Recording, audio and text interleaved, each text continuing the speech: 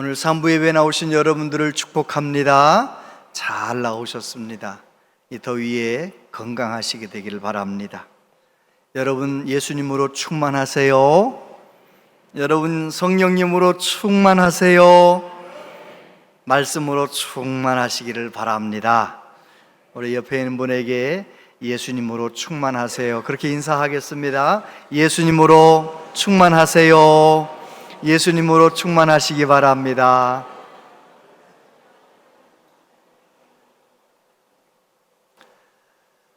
지난 주일 우리는 예수님께서 하신 말씀, 구하라 그러면 주실 것이요, 찾으라 그러면 찾아낼 것이요, 두드리라 그러면 너희에게 열릴 것이니라, 기도하기만 하면 응답하시겠다, 그 말씀을 함께 나눴지요.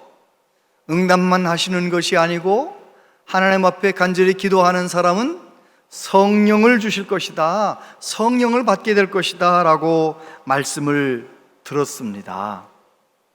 그 말씀을 나누면서 구체적으로 적용하기 위해서 시간과 장소, 하루에 내가 아무의 방해도 받지 않고 하나님께 기도하고 하나님께 아뢰고 하나님을 만날 수 있는 시간과 장소를 정합시다, 그렇게 말씀을 나눴었는데 손을 들라고 하지는 않겠어요. 근데 제가 경험적으로 볼 때 설교 말씀을 듣고 구체적으로 행할 것을 알려드려도 그대로 하는 분이 그렇게 많지는 않더라는 거죠. 내가 기도의 사람이 되려면 적어도 기도의 시간과 장소를 정해야 되는데, 여러분 기도의 시간과 장소를 정하셨습니까? 대답이 없잖아요. 여러분, 그래서 오늘 한 번 더 하나님께서 항상 기도하고 낙심치 말아야 된다, 그 말씀을 가지고 기도에 관한 주제로 하나님의 말씀을 나누게 됩니다. 여러분, 성도에게 있어서 기도 생활이 중요합니까? 대답을 하셔야 되는데, 여러분 기도하면 사람이 변합니까? 기도하면 하나님이 내 삶 가운데 일하시면 사람이 바뀌지요. 여러분 기도하면 하나님이 일하십니까? 기도하면 놀라운 일이 일어납니까? 그런데 왜 우리는 기도하지 않을까요? 왜 기도하지 않을까요? 기도해야 되는데, 기도하면 얼마나 풍성한 삶을 살 수 있는데, 기도의 시간과 장소를 꼭 정하고 매일매일 5분도 좋고 10분도 좋습니다. 하나님과 만나는 시간 루틴하게 매일매일 규칙적으로 갖는 우리 모두 되기를 바랍니다. E.M. 바운즈 목사님, 성공의 목사님이신데 기도의 능력이라는 책에서 이런 말씀을 하셨어요. 오늘 현대 교회가 진정 필요로 하는 것은 보다 나은 기계 문명이나 새로운 조직이나 신기하고 기발한 방법이 아니다. 지금 현대 교회가 필요로 하는 것은 성령께서 쓰실 수 있는 사람, 즉 기도에 능한 사람, 기도할 줄 아는 사람이다. 여러분, 우리 온양제일교회가 무슨 건물이 필요한 것도 아니고 뭐 특별한 성경 공부가 필요한 것도 아니고 다 필요하지만 더 필요한 것, 더 긴급하게 필요한 것은 기도하는 사람이 필요하다는 거예요. 아멘을 안 하신 분이 훨씬 많아서 다시 하겠습니다. 우리 교회에는 건물이나 시스템이나 성경 공부도 필요하지만 더 필요한 것은 기도하는 사람입니다. 저와 여러분이 그 기도하는 사람이 되기를 하나님이 원하시는 거지요. 하나님께서는 모든 시대마다 예배하는 사람을 찾으시고 기도하는 사람을 찾으십니다. 참 감사하게도 우리 교회는 새벽기도 열심히들 나오십니다. 월화수목금 평일에 그래서 80명, 90명, 영상 예배 드리는 60, 70명 합치면 150명 정도가 같은 시간에 깨서 함께 기도합니다. 얼마나 감사한지 몰라요. 뿐만 아니라 우리 교회에는 중보기도 대원들이 있어요. 한 150명 정도 되는 분들인데 급한 기도 제목이 생기면 카톡에 올라오면 그걸 붙잡고 같이 기도해 주는 거예요. 내 일처럼 기도하는 거예요. 지난주에 너무너무 감격스러운 일 제가 경험했는데요, 만 4살 되지도 않은 아이가 몇 개월 전 아파트 6층에서 떨어졌어요. 놀다가 떨어졌어요. 왜 난간에 이게 틈이 좀 넓었는지 떨어진 거예요. 죽을 줄 알았는데 아이가 살았잖아요. 그 소식이 중보기도 대원들에게 오자마자 중보기도 대원들이 붙잡고 내 손주가 떨어진 것처럼, 내 자녀가 떨어진 것처럼 얼마나 안타깝게 같이 기도했잖아요. 근데 말이죠, 한 5개월쯤 지났나 지난 주일날 왔더라고요. 교회로 왔더라고요. 근데 그 5개월 사이에 애가 벌써 컸어요. 이만큼 컸어요. 빵긋빵긋 웃고 뭐 여기저기 흉터가 있고 치료한 흔적이 남아있지만 아이가 말이죠, 그렇게 아멘 아멘 하면서 그 아이가 그런 걸 보면서 제가 얼마나 감격스러워, 눈물이 나려고 하는. 그래, 우리 교회는 기도의 사람들이 있어요.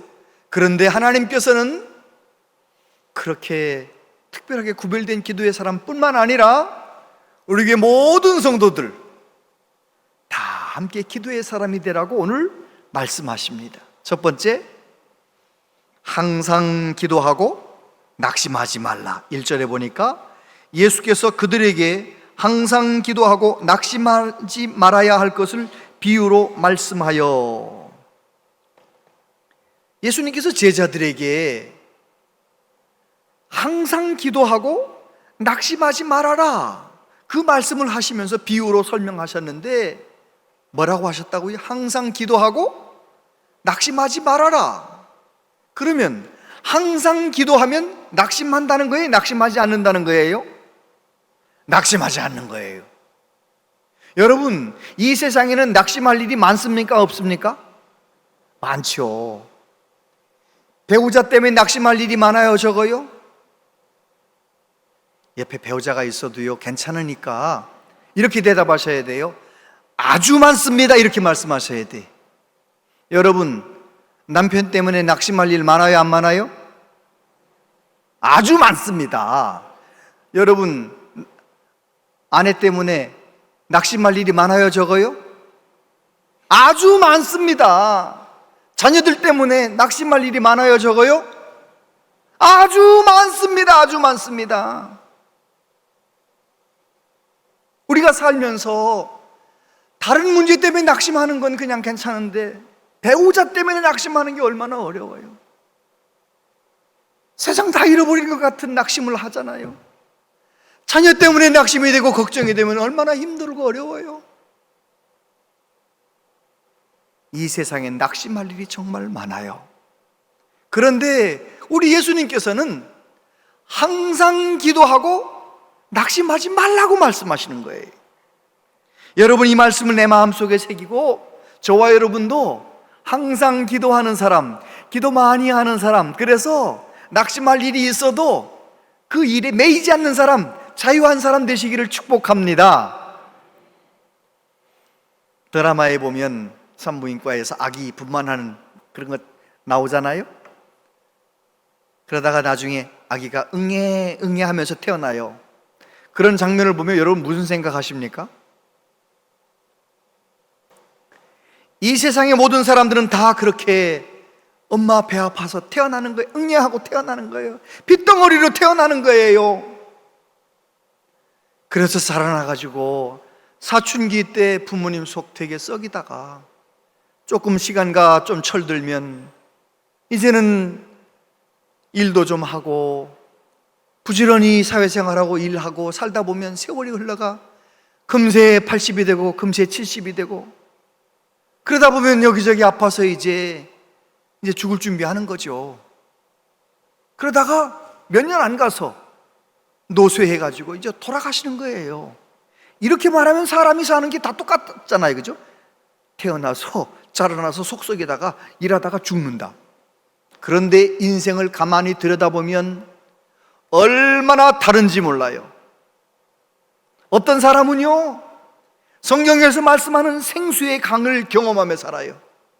어떤 사람은요, 성령 충만을 경험하면서 이 세상에서도 천국을 맛보며 살아요. 하나님의 사랑을 깊이 경험하며 살아요. 그런가 하면 교회를 오래 다녔어도 그게 뭔지 모르는 사람들 대부분 많습니다. 얼마나 많은지 몰라요. 무슨 차이일까요? 도대체 어떤 사람은 왜 생수의 강을 경험하고 왜 어떤 사람은 그냥 교회만 다니는 걸까요? 무슨 차이예요? 기도를 하고 하지 않고의 차이예요. 기도하고 간절히 구하고 기도에 힘쓰고 그러다가 성령으로 충만하게 내 영이 성령의 놀라운 능력을 경험하면 이 세상에서 천국을 맛보는 거죠.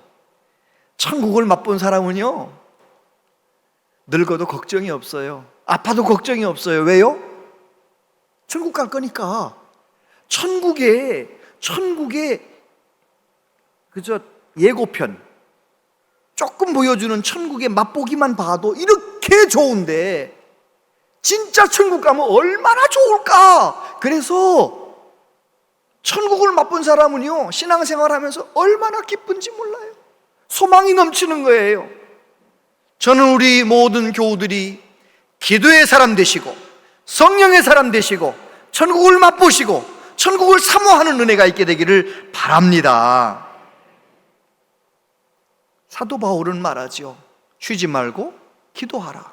에베소서에 보면 모든 기도와 간구를 하되 항상 성령 안에서 기도하고 이를 위하여 깨어 구하기를 항상 힘쓰며 여러 성도를 위하여 구하라. 항상 성령 안에서 기도하라. 항상 기도에 힘쓰라. 계속 기도하라. 쉬지 말고 기도하라. 왜 그렇게 말했을까요? 바울 사도는 안 것입니다. 하나님 앞에 항상 기도할 때, 기도에 힘쓸 때 어떤 핍박이 오고 어떤 어려움이 와도 다 뛰어넘을 수 있는 거예요. 다 이겨낼 수 있는 거예요. 왜요? 기도할 때 주어지는 위로와 기쁨으로 인해서. 여러분, 저와 여러분들이 낙심할 일이 많은 이 세상 속에서 기도하여 자유하시게 되기를 바랍니다. 내 뜻대로 안 되는 일이 생기면 낙심하잖아요. 가정에서나 일터에서나 교회에서나 어디서나 내 뜻대로 안 되면 낙심이 되잖아요. 낙심. 이 세상에 내 뜻대로 안 되는 일이 얼마나 많습니까? 내 뜻대로 안 되는 일들이 일어나면 우리는 어떻게 해야 됩니까? 낙심하지 말고 기도하라는 뜻으로 알고 더 기도에 힘써야 될 줄로 믿습니다. 아멘. 예수님께서 제자들에게 이 말씀을 하시던 때는 어떤 때냐면 이제 예루살렘에 올라가시면 십자가에 못 박혀 죽으시는 때예요. 이미 베드로가 고백했잖아요. 주는 그리스도시요 살아계신 하나님의 아들이십니다. 그 고백을 들으시고 예수님이 뭐라고 말씀하십니까? 이번 6월절에 내가 예루살렘에 올라가면 나는 대제사장과 장로들에게 미움을 받고 십자가에 못 박혀 죽게 될 거야. 그러나 3일 만에 다시 살아날 거야. 예수님은 잘 아시는 거예요. 예수님께서 체포당하시고 십자가에 못 박혀 돌아가시게 되면 얼마나 제자들이 낙심하게 될 것을 아시는 거예요. 그래서 제자들이 예수님 십자가에 못 박혀 죽으셨어도 낙심하지 않을 수 있는 방법을 알려주시는데 그것은 바로 항상 기도하라는 것입니다.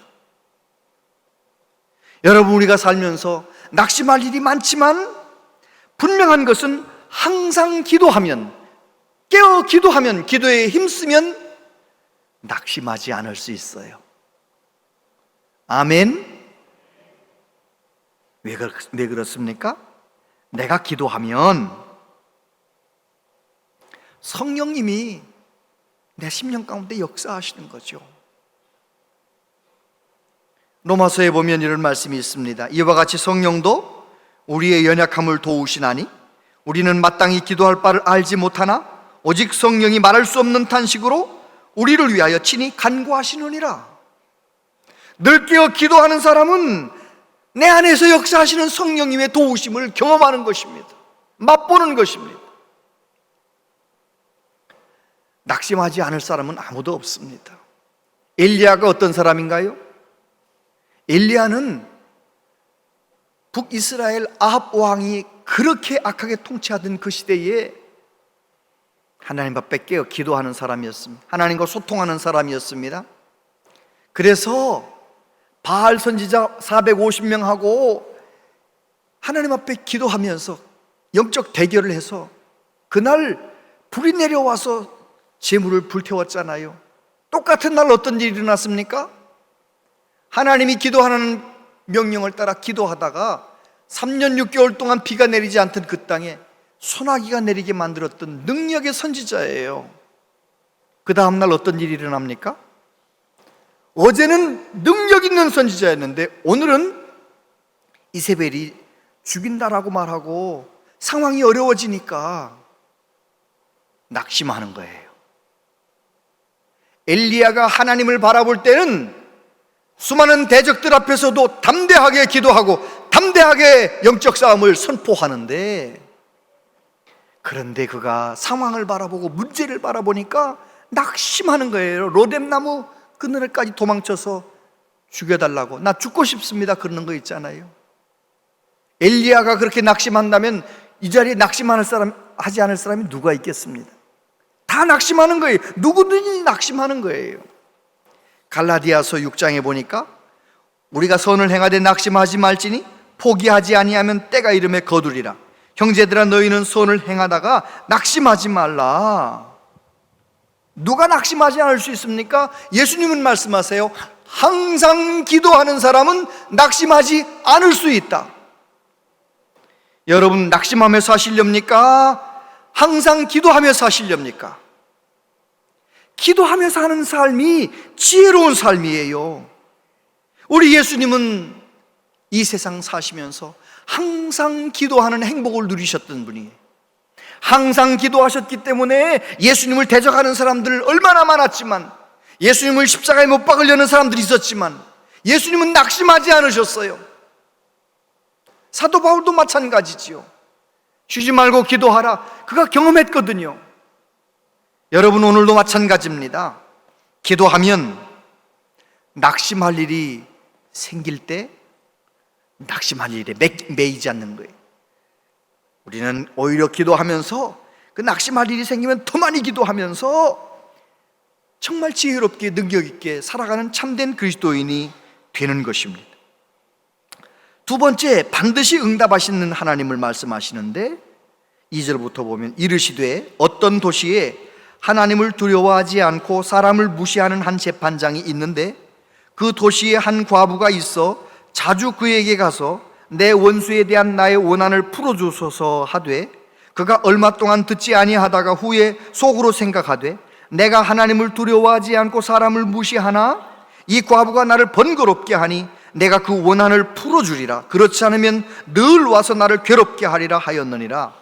주께서 또 이르시되 불의한 재판장이 말한 것을 들으라. 하물며 하나님께서 그 밤낮 부르짖는 택하신 자들의 원한을 풀어주지 아니하시겠느냐? 그들에게 오래 참으시겠느냐? 오늘 말씀해 보면 하나님은 어떤 하나님이시라고요? 반드시 응답하시는 하나님이라는 거예요. 그 사실을 잘 설명하기 위하여 예를 드신 거예요. 예를. 어떤 도시에 재판장이 있는데 그 재판장이 어떤 재판장이래요? 하나님을 두려워하지 않고 사람을 무시하고. 옛날이나 지금이나 하나님 두려워할 줄 모르고 사람 무시하는 사람이 인격 중에서 제일 바닥 인생이에요. 인격이 나이는 많아도 사람을 무시한다, 하나님 두려워하지 않는다, 제일 인격적으로 제로 빵점인 거예요. 근데 그 사람 직업이 뭐예요? 법을 다루는 재판장이에요. 그 당시 재판장은 어떤 사람이어야 됩니까? 하나님을 경외하며 하나님의 공의를 실현해야 할 사람이잖아요. 그런데 어떻게 그런 재판장이 있나 몰라요. 근데 어떤 과부가 너무너무 원통하고 억울한 일이 있어서 그 악한 재판장에 가서 졸라요. 내 원통함을 풀어주소서. 출근할 때도 가서 조르고, 퇴근할 때도 가서 조르고, 일주일 동안 조르고, 보름 동안 조르고, 한 달 동안 조르고. 자, 재판장이 지쳤어요? 과부가 지쳤어요? 재판장이 그러는 거예요. 내가 하나님을 두려워하지 않고 사람을 무시하는, 자기도 아나 봐요. 자기 나쁜 사람인지. 근데 그런 사람이지만 저 과부의 문제를 풀어줘야겠다. 왜 풀어준다는 거예요? 귀찮아서, 불편해서. 저 사람 때문에 병 나겠네 내가. 그래가지고 그 문제를 풀어줬다는 거예요. 그러면서 예수님 하신 말씀이, 하물며 하나님께서 밤낮 부르짖는 택하신 자들의 원한을 풀어주지 아니하시겠느냐. 하나님께서 기도를 들어주신다는 말씀이지요. 믿으십니까? 하나님은 저와 여러분의 기도를 기뻐하시고 기도를 응답하신다는 거예요. 예수님께서 마지막 설교에서 하신 말씀이에요. 요한복음 16장 24절 같이 읽어보세요. 시작. 지금까지는 너희가 내 이름으로 아무것도 구하지 아니하였으나 구하라 그리하면 받으리니 너희 기쁨이 충만하리라. 아멘. 성경에 보면 기도하면 응답하신다, 기도하면 일하시겠다는 약속이 얼마나 많은지 몰라요. 하나님은 우리가 기도하면 반드시 응답하십니다. 어떤 어린아이가 엄마가 기도하는 소리를 들어요. 엄마가 동생을 안고 기도하는 거예요. 하나님, 우리 집에는 돈도 없고 이 아이를 살려야 되는데, 수술은 해야 되는데, 기적이라도 주셔서 이 아이가 살아나게 해주세요. 그 기도를 듣고 또 듣고, 그러던 이 형이 말이죠, 자기 저금통을 깼어요. 그리고 막 약국을 향해 달려가는 거예요. 읍내에 있는 약국을 향해 달려가는 거예요. 달려서 막 가다가 걷다가 달리다 걷다 막 숨을 헐떡이며 약국에 들어갔네요. 약사 아저씨가 말하죠. 얘야, 숨 넘어가겠다. 뭐 때문에 왔니? 그랬더니 이 아이가, 저 기적이라는 약을 좀 사러 왔습니다. 기적. 우리 약국엔 그런 약이 없다. 아니에요, 저 그 약을 사가지고 가야 내 동생이 사는데요. 우리 엄마가 기적을 주시면 내 동생이 산다고 하셨어요. 그 상황을 바라보고 있던 어떤 신사가 이 아이한테 물어보는 거예요. 왜 기적이 필요하니? 그러자 그 아저씨한테 또 얘기하는 거예요. 동생이 많이 아파요. 수술을 받아야 된대요. 그런데 돈은 없고 기적이라는 약만 있으면 동생이 살 수 있대요. 그러니까요, 이 신사가 감동을 받았는지, 그래 한번 집에 가보자 그래가지고 이 아이를 앞세워가지고 집에 갔네요. 집에 가봤더니 진짜 수술을 받아야 할 병에 걸려 있는 거예요. 감사하게도 따라온 신사 아저씨는 외과 의사, 수술하는 의사 선생님이었대요. 그래가지고요, 감동받으니 이 의사 선생님이 데려다가 수술해가지고 고쳐놔서 행복하게 잘 살았대요. 기도하면 응답하세요, 안 하세요? 응답하신다니까요. 제가 목사가 되어서 얼마나 많은 기도 제목을 붙들고 기도했겠습니까? 하나님은 반드시 응답하세요. 3가지로 응답하시는데요, 그래 하면서 그냥 내가 기도한 대로 바로 응답하실 때가 있어요. 뿐만 아니라 어떤 때는요, 안 돼, 노라고 응답하세요. 안 돼. 아무리 기도해도 안 주셔. 아무리 기도해도 안 주셔요. 또 어떤 기도는 내가 기도한 것보다 좀 시간이 지나서 응답해 주세요. 기다려라는 응답이죠. 이 3가지 응답. 근데 지나놓고 보니 하나님의 응답은 언제나 옳았어요. 하나님께서는 시간을 정확하게 맞추시는 하나님. 여러분, 하나님께서 응답하신다는 것을 믿으시기를 바랍니다. 3번째, 기도하는 사람을 보겠느냐, 주님 말씀하시죠. 8절에 보니까 내가 너희에게 이르노니 속히 그 원한을 풀어주시리라. 그러나 인자가 올 때에 세상에서 믿음을 보겠느냐 하시니라. 예수님께서 항상 기도하고 낙심하지 말아야 되는 것을 이제 비유를 들어서, 예를 들어서 설명을 하신 다음에 결론적으로 뭐라고 말씀하세요? 인자가 올 때에 세상에서 믿음을 보겠느냐. 그러면 이 맥락, 이 문맥을 통해서 볼 때 믿음과 기도하는 사람과 이건 같은 거예요. 예수님 말씀을 좀 더 쉽게 설명하면, 예수님이 이 세상 다시 오실 때 이 세상에서 기도하는 사람을 찾아보기가 어려울 거라는 말씀이에요.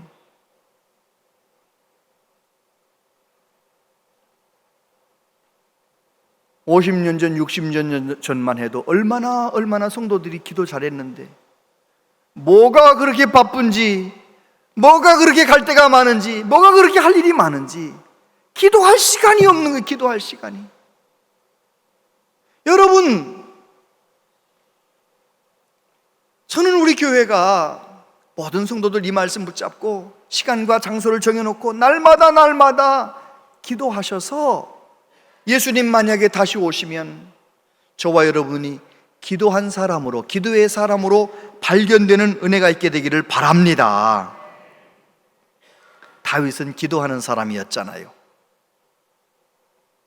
시편 28편에 보면 여호와여 내가 주께 부르짖으오니 나의 반석이여 내게 귀를 막지 마소서. 30편에 보면 여호와 내 하나님이여 내가 주께 부르짖음에 나를 고치셨나이다. 66편에 보면 내가 나의 입으로 그에게 부르짖으며 나의 혀로 높이 찬송하였도다. 다윗은 어린 시절에도, 고난당할 때에도, 왕이 된 다음에도 누가 기도했어요? 내가 기도했어요. 내가 내 목소리로 하나님 앞에 기도한다는 거예요. 여기에 다윗의 위대함이 있어요. 여러분, 기도는 누가 해야 되는 거예요? 내가 해야 되는 거예요. 제가 물어보면 내가 해야 됩니다, 이렇게 대답해 주세요. 기도는 누가 해야 되는 거예요? 내가 해야 되는 거예요. 남편이 기도하는 것, 아내가 은혜 못 받아요. 아내가 기도한 것 가지고 남편이 은혜 못 받아요. 기도는 누가 해야 된다고요? 내가 해야 되는 거예요. 내가 기도해야 된다는 거예요. 우리 예수님께서 인자가 세상에 올 때 세상에서 믿음을 보겠느냐, 얼마나 안타까운 말씀이신가요? 행여라도 우리 교회가 예수님 재림하셨는데 신앙생활하던 많은 분들이 그래서 봉사도 했고 다른 건 다 했는데 기도는 하지 않았다.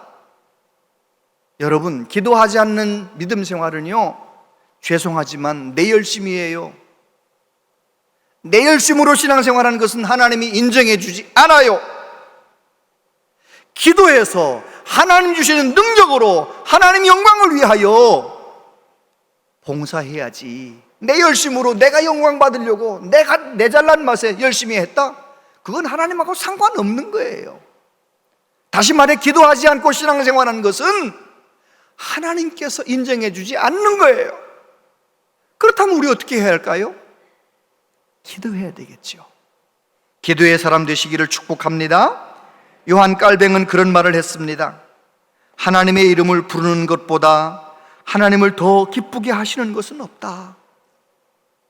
정말 하나님을 믿는 마음으로 하나님 아버지, 하나님 아버지, 답답하고 속상한 일이 있으면 하나님 어떡하면 좋아요? 어떡하면 좋아요? 그렇게 하나님께 의지하며 하나님 앞에 부르짖고 기도한 것, 하나님이 얼마나 기뻐하시는지 몰라요. 톨스토이는 그런 말을 했습니다. 사람들이 세상을 바꾸겠다고 생각하지만 누구도 자기 자신을 바꿀 생각은 하지 않는다. 여러분, 나를 바꾸고 싶으면 기도하셔야 돼요. 기도하면 내가 바뀌어요. 내가 바뀌어. 도무지 안 바뀔 것 같은 내가 기도하면 하나님이 내 안에서 일하시면 내가 바뀐다니까요. 내가 바뀌면 모든 게 다 바뀌는 거예요. 아멘. 어느 목사님이 SNS에다가 그런 말씀을 적어놨더라고요. 사람을 세 단계로 설명을 했어요. 첫 번째 단계는 소유의 단계. 뭐든지 자꾸 가지려고 해. 얻어먹으려고만 해. 늘 그냥 뭐 가지려고만 해. 소유의 단계. 두 번째 단계는 행함의 단계. 나눠야 될 줄 안다는 이야기를 알면서 그걸 행하면서 나누어요. 베풀기도 해요. 주기도 해요. 행하는 단계, 행함의 단계. 세 번째 단계는 존재의 단계랍니다. 존재의 단계. 하나님의 기쁨이 되어버리는 단계. 사도행전 13장에 보면 패하시고 다윗을 왕으로 세우시고 증언하여 이르시되 내가 이새의 아들 다윗을 만나니 내 마음에 맞는 사람이라 내 뜻을 다 이루리라 하시더니, 다윗은 어떤 사람이라고요? 하나님을 기쁘시게 하는 사람, 존재의 단계에 올라간 사람이라는 거예요. 교회를 오래 다녔다 해도 존재의 단계에 머물러 있는 사람들 많아요. 뭐 그렇게 얻어먹으려고만 하고 말이죠. 뭐 줄 줄을 몰라. 남의 줄 줄을 몰라. 베풀 줄을 몰라. 존재의 단계에 지금 머물러 있어요. 애기 같은 사람이죠. 나이는 80이 되고 90이 돼도 나만 소유의 단계에 머물러 있는 거예요. 여러분, 나이는 진짜 참된 나이는 인격의 나이인데요, 소유의 단계에 머물러 있으면 부끄러운 거예요. 영적으로 유아인 거예요. 애기인 거예요. 어린아이인 거예요. 저와 여러분들이 정말 행함의 단계로 올라가고 존재의 단계로 올라가려면 저와 여러분들은 기도의 사람이 돼야 돼. 나를 성장하게 만드는 건 하나님이시잖아요. 내가 결심한다고 되는 게 아니잖아요. 성령님이 내 안에 역사하실 수 있도록 기도의 사람 되시기를 축복합니다. 인도의 선교사님 중에 존 하이드라고 하는 선교사님이 계세요. 미국에서 신학교를 마치고 미국의 아주 좋은 교회에서 청빙을 받았는데도 거절하고 고생길 훤한 인도로 배 타고 가는 거예요. 객실에서 아버지 친구 목사님이 편지를 한 장 줬는데 그 편지를 읽는데 내용은 그런 거였어요. 하이드, 나는 내가 성령 충만 받을 때까지 기도를 쉬지 않겠다. 그런 내용이었어요. 갑자기 자존심이 상했어요. 존 하이드가. 내가 그 좋은 것 다 뒤로 하고 고생하려고 선교사로 헌신했는데 나를 성령 충만하지 못한 사람으로 봤나 보지. 그 목사님은 편지를 내팽개치고 가판 위로 올라왔습니다. 그때 성령님이 하이드에게 오셨어요. 나는 선교사가 되겠다고 그렇게 의지적으로 이렇게 이 길로 왔지만 과연 내가 성령 충만한 사람인가? 가만히 생각해 보니까 성령 충만하고는 상관이 없는 거예요. 마치 자기가 껍데기밖에 없는 것 같은 느낌이 들었어요. 다시 객실로 들어갔습니다. 하나님 앞에 기도했습니다. 하나님, 나 성령 충만하지 않으면 인도에 도착해도 내리지 않을 겁니다. 그러면서 가판에서 몇 날 며칠 동안 성령 충만만을 위해서 기도하는 거예요. 성령 충만하게 해달라고 기도하는 거예요. 어떻게 됐을까요? 성령 충만 받은 거죠. 존 하이드는 선교사로 사역하기에 결정적인 핸디캡이 있었어요. 결점이 있었는데 청각 장애자인 거예요. 말도 잘 못하고 청각 장애자인 거예요. 그러니까 영어도 잘 못하지만 인도 말도 잘 배우는데 어려움이 있고 인도 말 하는 것도 어려움이 많은 거예요. 수줍음이 많고. 그런데요, 그 존 하이드 목사님이, 선교사님이 그곳에 가서 선교하는 동안 얼마나 기도하는지, 금식하며 기도하고 밤새워 기도하고 무슨 일이 있을 때마다 기도하고. 놀라운 것은 1904년 영국 웨일즈의 부흥운동이 있었고요, 1906년 인도의 대부흥운동이 있었고요, 1907년 평양에 우리나라의 부흥운동이 있었어요. 그 인도의 1906년 부흥운동의 핵심 인물이 존 하이드, 기도의 사람이었습니다. 기도의 사람 한 사람이 기도하니까 그를 통해서 부흥의 불이 붙어버린 거예요. 여러분, 오늘도 마찬가지입니다. 답답한 일이 있으십니까? 낙심할 일이 있으십니까? 나보고 하나님이 기도하라는 사인이에요. 하나님 앞에 힘써 기도하시게 되길 바랍니다. 그러다가 내가 은혜 받아서 나로 인하여 우리 가정에 부흥의 불이 붙고 우리 교회에 붕에 불이 붙는 은혜가 있게 되기를 바랍니다. 여러분, 여호수아가 아말렉과 전쟁할 때 모세가 어떻게 합니까? 높은 산에 올라가서 손 들고 기도하는데 지팡이를 잡고 기를 쓰고 힘쓰며 기도의 손을 내리지 않는 거예요. 양쪽에서 붙들어 올려서 필사적으로 기도하는 거예요. 성경은 우리에게 뭐라고 말씀합니까? 모세의 기도의 손이 내려오지 않아 이스라엘의 젊은 사람들이 아말렉과의 전쟁에서 이겼다는 거예요. 아말렉과 싸워 이길 수 있는 가능성은 0%지만 기도하면 하나님이 싸워주셔서 이긴다는 거예요. 우리의 자녀들이 이 험한 세상에서 어떻게 하면 승리할 수 있을까요? 부모님들, 할아버지, 할머니, 기도의 손이 내려오지 않게 되기를 바랍니다.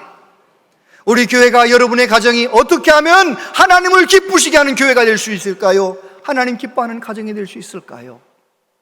기도의 사람이 필요합니다. 저와 여러분이 시간과 장소를 정해놓고 날마다 기도하는 은혜가 있기를 바랍니다. 이게 뭔지 모르겠거든. 새벽 예배 나오세요. 매일매일 새벽 예배 나오는 새벽의 사람 되시면 기도의 사람 될 수 있어요.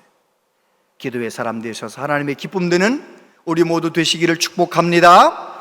기도하겠습니다. 아버지 하나님, 우리는 기도해야 된다는 것 알면서도 오랜 세월 기도하지 못하고 세월을 허송했습니다.